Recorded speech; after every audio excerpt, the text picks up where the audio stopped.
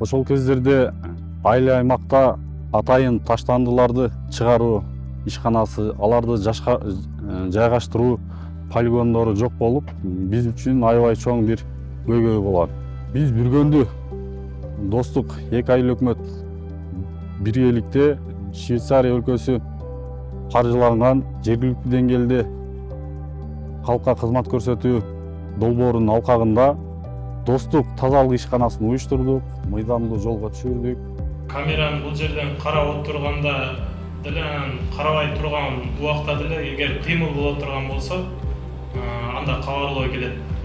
Долбоордун алкагында атайын ошол полигонду куруу жана анын иш кагаздарын бүтүрүү үчүн атайын грант акча бөлүнгөн. Экологический паспорттарын алыш үчүн дагы грант акча каралган. Буну атайын жеке жактар кылгандыгы үчүн акча каражатын мыйзамдуу иштетүү процедурасы менен барып, биз мамлекеттик сатып алуулар порталына жарыя бердик.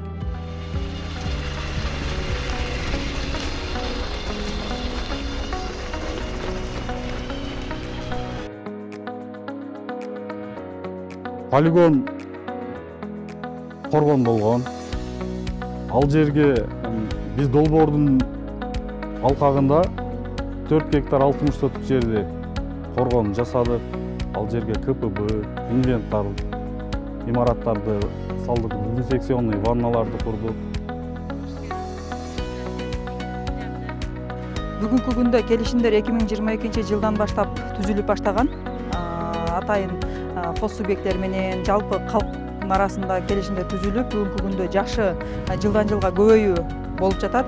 Андан сырткары айыл өкмөтү тарабынан 52 жаранга социалдык жардам катарында жарым төлөмүн жарандар өздөрү төлөйт, жарымын айыл өкмөт тарабынан төлөп беришет.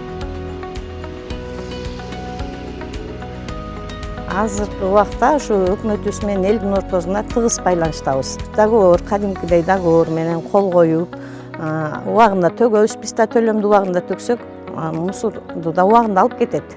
Тазалык жакшы. Мурун тазалык боюнча өтө кыйналчу элек, каяка апарсак экен деп, топтоп алып каяка апарып төгүп келсек экен деп кыйналчу элек.